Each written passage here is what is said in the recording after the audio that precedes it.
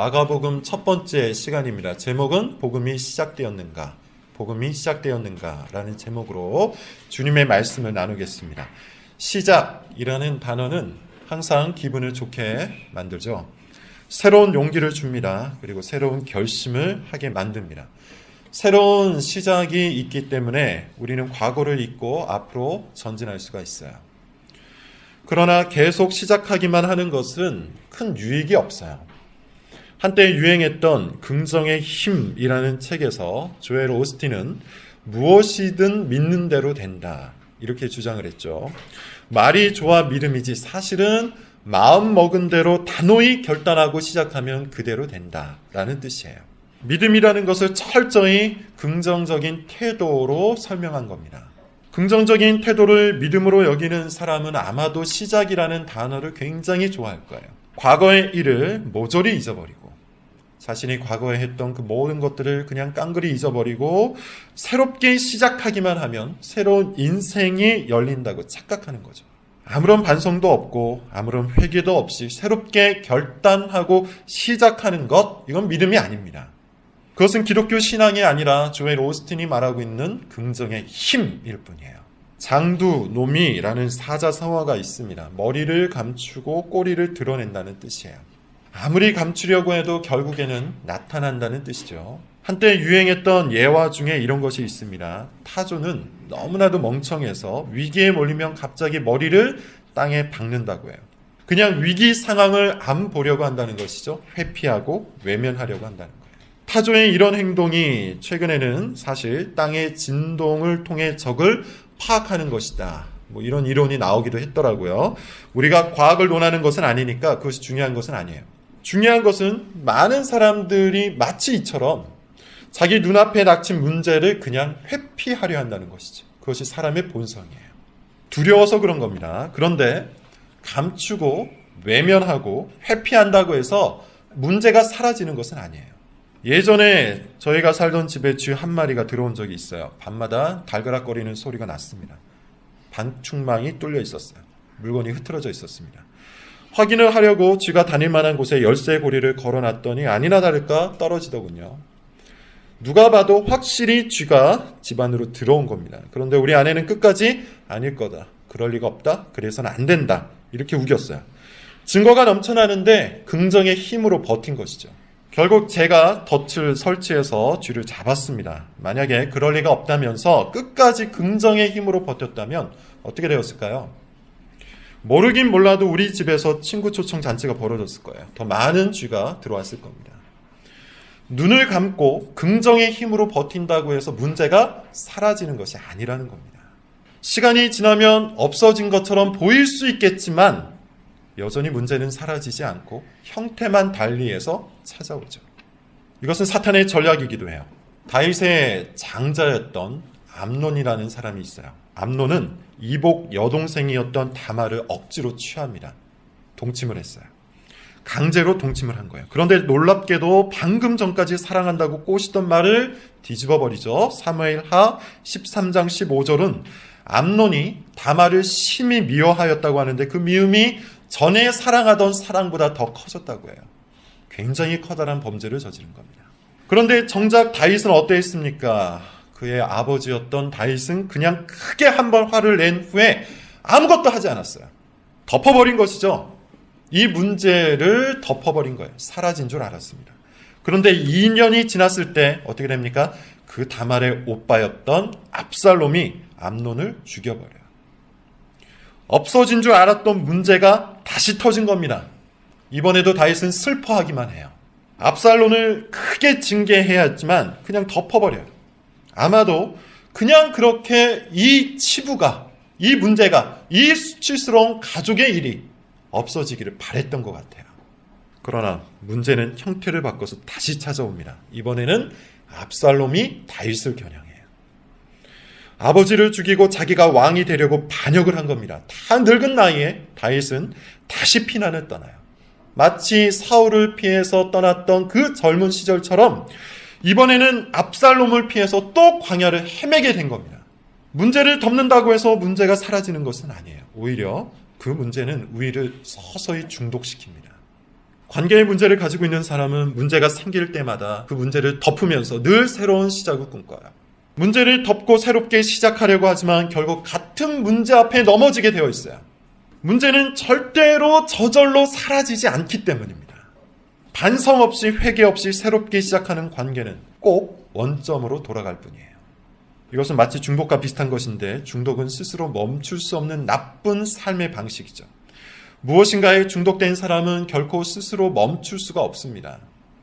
반성할 줄 모르기 때문이에요. 회개할 마음이 전혀 없기 때문이죠. 중독자들은 사실 중독된 그것을 꽤 좋아하기 때문이에요.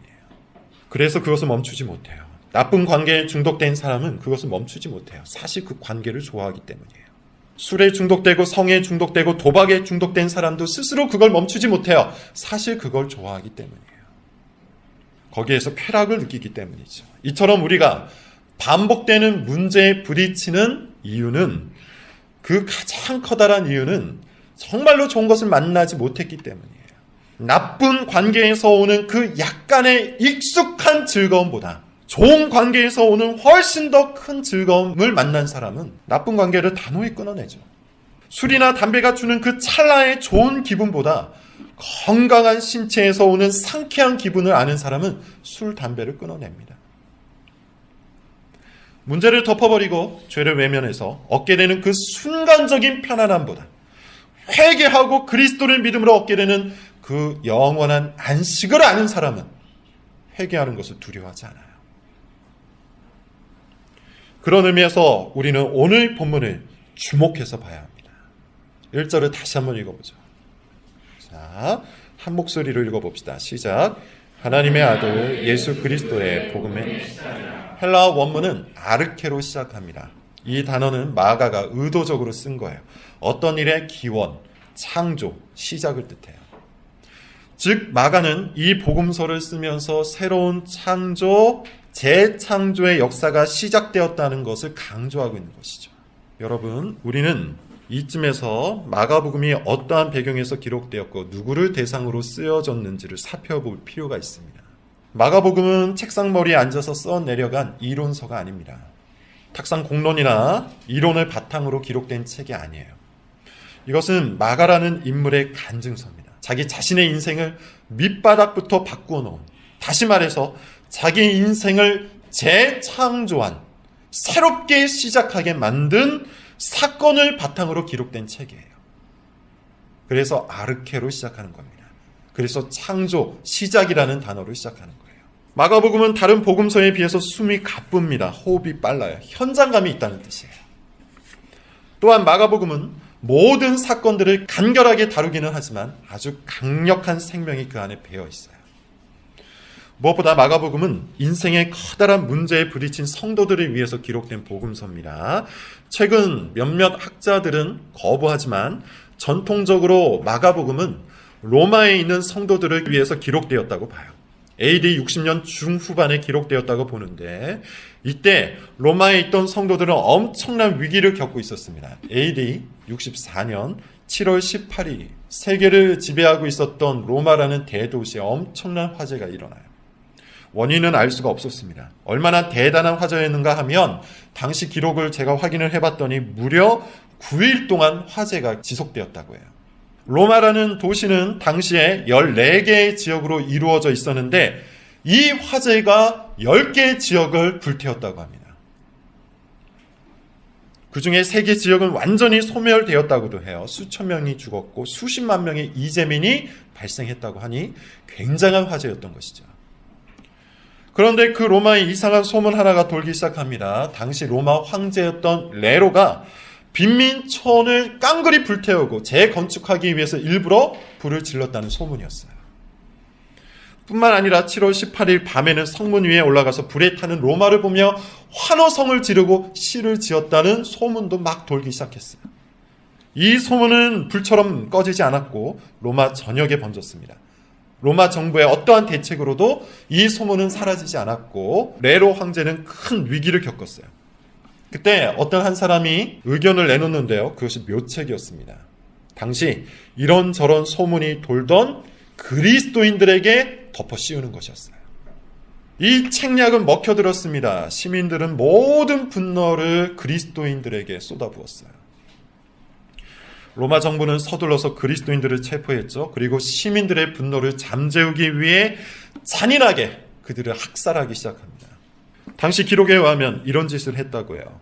몸에 짐승피를 발라서 굶주린 개들과 사자의 먹이로 던져주었다고요.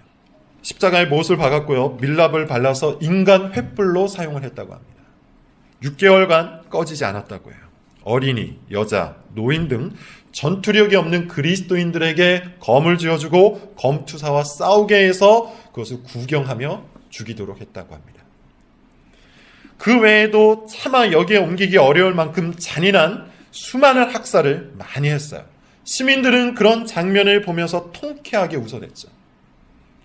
그리스도인들은 죽음의 공포 속에서 자녀들을 데리고 숨어 지내야 했습니다.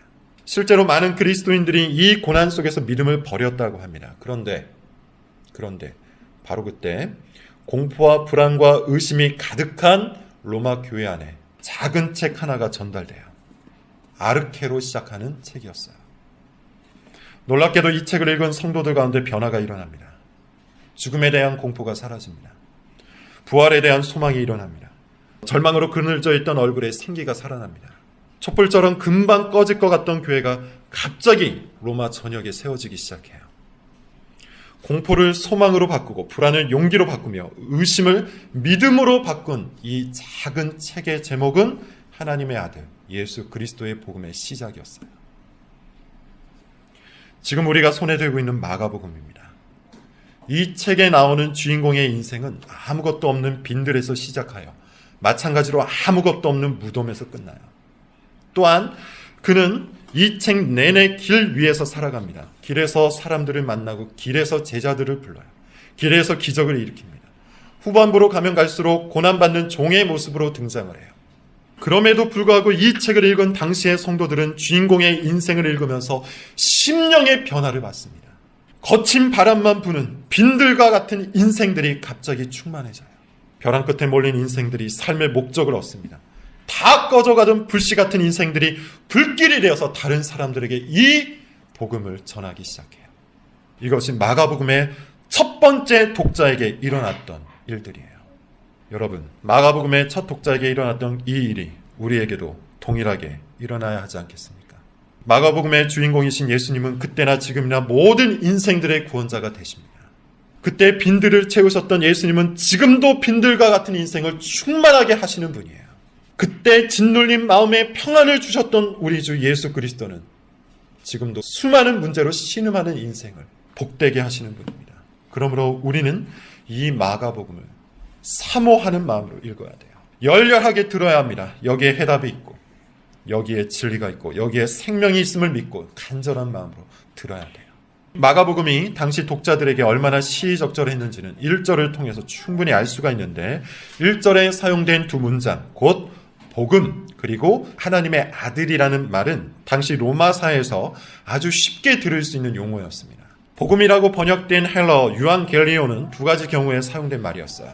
로마 황제가 새로 등극하거나 로마 황제가 어떤 도시에 방문했을 때 유앙겔리온 복음이라고 이야기했습니다.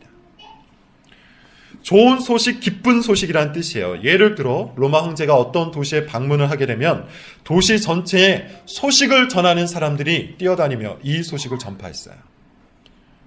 우리 도시에 좋은 소식이 있다. 로마 황제가 우리 도시를 방문한다. 우리 도시에 기쁜 소식이 있다. 로마 황제가 우리 도시를 방문한다. 이렇게 소리를 지르며 소식을 전파했어요. 실제로 로마 황제는 이 도시의 모든 사람들에게 먹을 것을 주어서 기쁜 소식에 동참하도록 했습니다. 하나님의 아들로 번역된 휘우데오라는 말도 당시에는 로마 황제에게 많이 쓰인 말이에요. 하나님의 아들. 로마 황제는 공공연히 자신을 신의 아들이라고 소개를 했는데요. 그래서 로마가 다스리는 지역에는 항상 로마 황제를 숭배하는 신전이 세워졌죠. 그만큼 당시에는 정치, 경제, 사회, 문화 할 것 없이 모든 것들이 로마 황제의 지배를 받고 있었습니다. 로마 황제 중심이었어요. 로마 황제야말로 복음 중에 복음이었고요. 신 중에 신이었던 겁니다. 그런 로마 황제에 의해서 핍박을 당하고 있었으니 당시 그리스도인들이 얼마나 절망적이었겠습니까? 그런데 마가복음은 이 두 단어를 갖고 대역전 드라마를 쓰고 있는 겁니다. 복음 중에 복음은 로마 황제가 아니라 그리스도다. 신 중에 신은 로마 황제가 아니라 예수 그리스도다. 이 좋은 소식은 모든 것을 뒤집었습니다. 드라마였는지 예능이었는지 어디서 봤는지 기억이 정확하진 않은데 대충 이런 스토리가 있었습니다. 큰 회사였어요. 어떤 한 부서에 부장이 있었겠죠. 과장이 있고 대리가 있고 사원이 있었습니다. 당연히 그 부서의 부장이 강력한 권력을 갖고 그 부서를 좌우했어요. 그런데 부장보다 더 강력한 사람이 있었습니다. 부장 부인이었어요. 부장의 부인은 자기 남편의 부하 직원을 정말 부하처럼 부렸습니다. 아이들이 유치원 갈 때는 대리에게 운전을 시키면서 이제부터 네 이름은 대리운전이다. 부를 때마다 튀어오라. 이렇게 말을 합니다. 과장의 부인에게는 명절마다 음식을 해서 갖다 바치라고 엄포를 놓았어요. 그야말로 온갖 횡포를 부린 것이죠. 그런데도 아무런 말을 할 수 없었던 이유는 이 부장 부인이 권력을 갖고 있었기 때문이에요. 말 한마디에 큰 피해를 볼 수 있었기 때문이죠. 어느 날 그 부서에 인턴이 들어왔습니다. 부장 부인이 어떻게 부려먹을까 고민하다가 아침마다 커피를 사다 갖다 바치라. 이렇게 이야기를 했어요. 그런데 이 인턴이 아주 당돌했습니다. 당신은 부장도 아니고 부장 부인인데 왜 내가 당신 말을 들어야 하냐. 이렇게 따졌습니다. 부장의 부인이 대노를 했어요. 당장 그날 밤에 남편에게 인턴을 잘라버리라고 화를 냈습니다.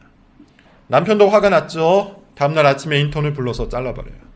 반전은 그 다음에 일어납니다. 그날 점심에 부장이 사장에게 불려갔고 하루아침에 해고를 당해요. 짐작한 것처럼 사실 이 인턴이 사장 아들이었던 겁니다. 이 이야기에서 기억에 남는 장면이 있는데요. 중간쯤에 인턴이 사장의 아들이라는 것을 부서 사람들이 아는 장면이었어요. 그 뒤부터는 부장이나 부장 부인의 말을 이 부서 사람들이 거역하기 시작해요. 대리운전을 거부합니다. 잔심부름을 거부해요. 위협을 해도 별로 두려워하지 않아요. 대신에 인턴의 라인을 타기 시작하죠. 직장인에게는 판타지 같은 이야기지만 저는 이것을 보면서 정확히 오늘 본문을 생각했어요.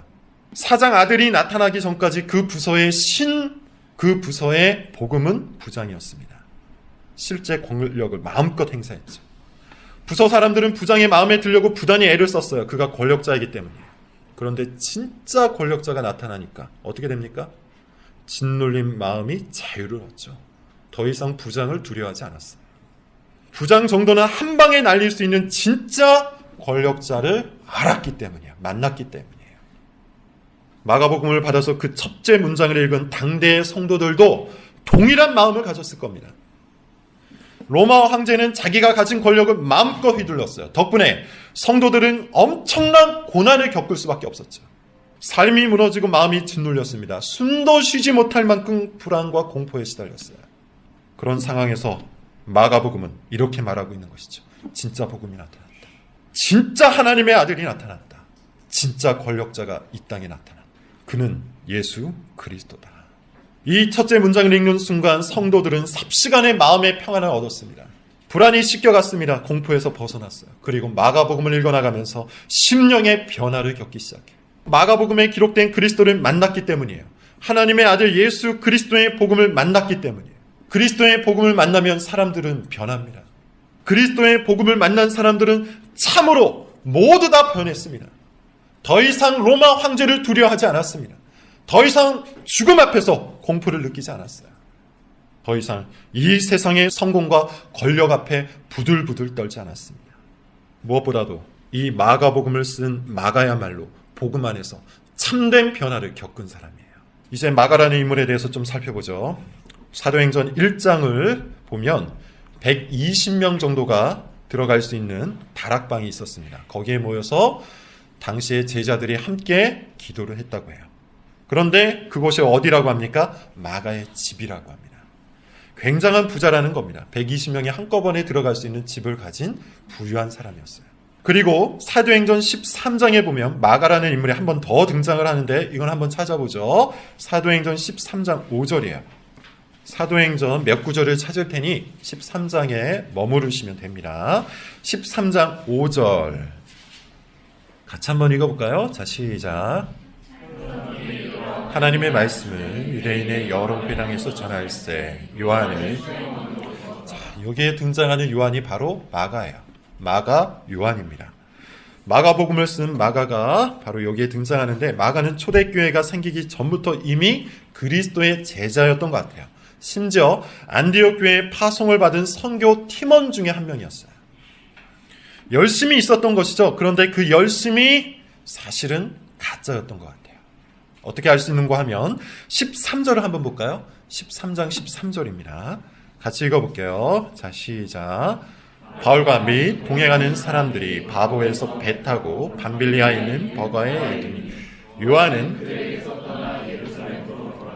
마가 요한이 어떻게 합니까? 중간에 돌아가 버려요. 예루살렘으로 돌아가요. 예루살렘에는 뭐가 있었습니까? 큰 다락방이 있었던 저택이 있었죠. 이유는 안 나오지만 합리적인 추정을 할 수 있습니다. 힘들었던 거예요.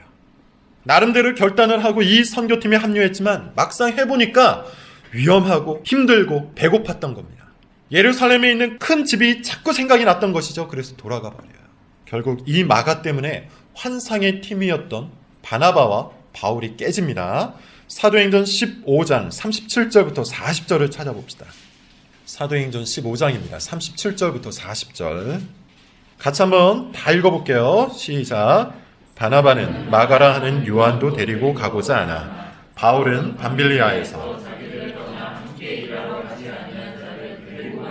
옳지 않다 하여 서로 심히 다투어 피차 갈라서니 바나바는 마가를 데리고 배 타고 구브로로 가고 바울은 실라를 택한 후에 형제들에게 주의 은혜에 부탁함을 특히나 바울이 싫어했죠. 마가의 믿음이 형편없다고 판단한 겁니다. 아마도 가짜 믿음이라고 판단을 한 것 같아요. 바울이 볼 때 이 마가라는 청년은 불편하지 않을 정도만 순종하고 싶어 했던 거짓 신자였어요. 힘들지 않고 피곤하지 않고 자기 삶을 해치지 않을 딱 그 정도만 헌신하고 싶어 했던 사람이었다는 겁니다. 그런데 바울은 그 정도의 신앙을 갖고 있는 사람을 신자로 인정하지 않았습니다. 자기 부인과 자기 헌신이 없는 마가의 신앙을 의심했던 것이죠.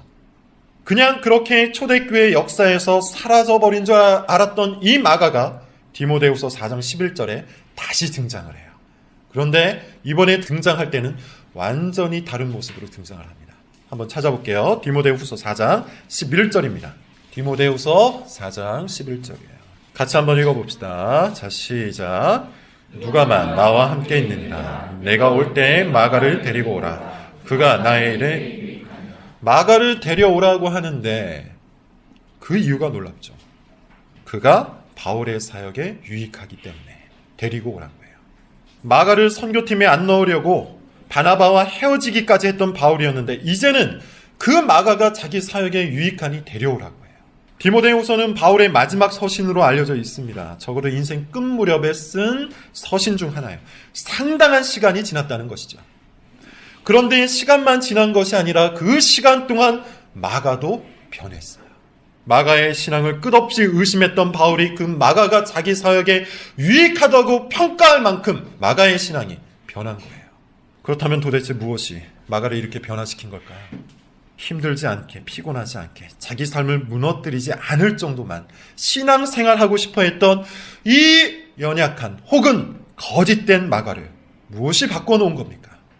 그 답은 마가가 손수 쓴 오늘 본문에 있습니다. 하나님의 아들 예수 그리스도의 복음이에요. 하나님의 아들 예수 그리스도의 복음이 자기 안위만을 따지던 마가의 본성을 변화시켰습니다. 하나님의 아들 예수 그리스도의 복음이 자기 만족과 영광을 위해 살아가던 마가를 자기 부인과 자기 헌신의 삶을 살도록 바꿔놓은 거예요. 그리스도를 만난 후에 고난을 두려워하지 않는 용기, 불편을 감수하는 헌신, 손해를 무서워하지 않는 믿음의 사람이 되어버린 겁니다. 그리고 공포와 불안과 불신 가운데 시달리고 있는 자신과 똑같은 모습의 로마의 성도들을 위해 펜을 들어 자기를 바꿔놓은 예수 그리스도의 복음을 소개하고 있는 것이죠. 여러분, 복음이 정답입니다. 예수 그리스도의 복음이 모든 문제의 해답입니다. 낙심과 좌절 속에서 무기력한 삶을 살고 있는 분이 있습니까? 빈들에서 5,000명을 먹이신 예수 그리스도를 만나십시오. 중독과 죄로 인해 점점 완고한 인생을 사는 분이 있습니까? 십자가에서 죽으심으로 우리를 용서해 주신 예수 그리스도를 마가복음을 통해 만나십시오. 가난과 고난 가운데 안 풀리는 인생을 살고 있는 분이 있습니까? 하늘의 복으로 가난한 자, 병든 자, 약한 자를 돌보셨던 예수 그리스도를 만나십시오. 하나님의 아들 예수 그리스도의 복음이 우리 인생 속으로 들어오게 되면 우리 인생은 정말로 변합니다. 참된 행복과 참된 만족을 얻습니다. 참된 평안과 참된 안식을 누립니다. 공포는 사라지고 소망이 시작됩니다. 불안은 줄어들고 용기가 생겨납니다. 허물은 물러가고 사명이 그 자리를 차지합니다. 다양한 삶의 정황 속에서 복잡하게 생각하며 스스로 불안과 근심을 생산하며 사는 분이 있습니까? 이 문제는 그리스도의 복음으로 충분하지 않다고 생각하는 분이 있습니까? 직장 문제, 결혼 문제, 자녀 문제, 돈 문제는 세상의 신, 세상의 복음에 호소해야 한다고 믿는 분이 있습니까? 마가복음을 펼쳐서 그리스도의 복음을 읽으십시오. 그리고 로마의 복음과 로마의 신 앞에서 짓눌렸던 성도들에게 다시 생기를 창조하고 다시 기쁨을 불러일으킨 진짜 복음, 진짜 하나님의 아들을 만나십시오. 마가복음 설교를 준비하며 간절히 기도합니다. 여러분들이 우리 주 예수 그리스도를 참으로 만날 수 있기를, 예수라는 이름 앞에 열광할 수 있기를, 예수 그리스도라는 말에 눈이 번쩍 뜨일 수 있기를, 예수 그리스도의 복음 때문에 삶의 모든 것이 변화될 수 있기를, 그리스도로 인해 덮어버렸던 모든 문제들이 해결될 수 있기를, 성령께서 정말로 그렇게 일해 주시기를 간절히 기도합니다. 여러분 인생에 정말로 복음이 시작될 수 있기를 간절히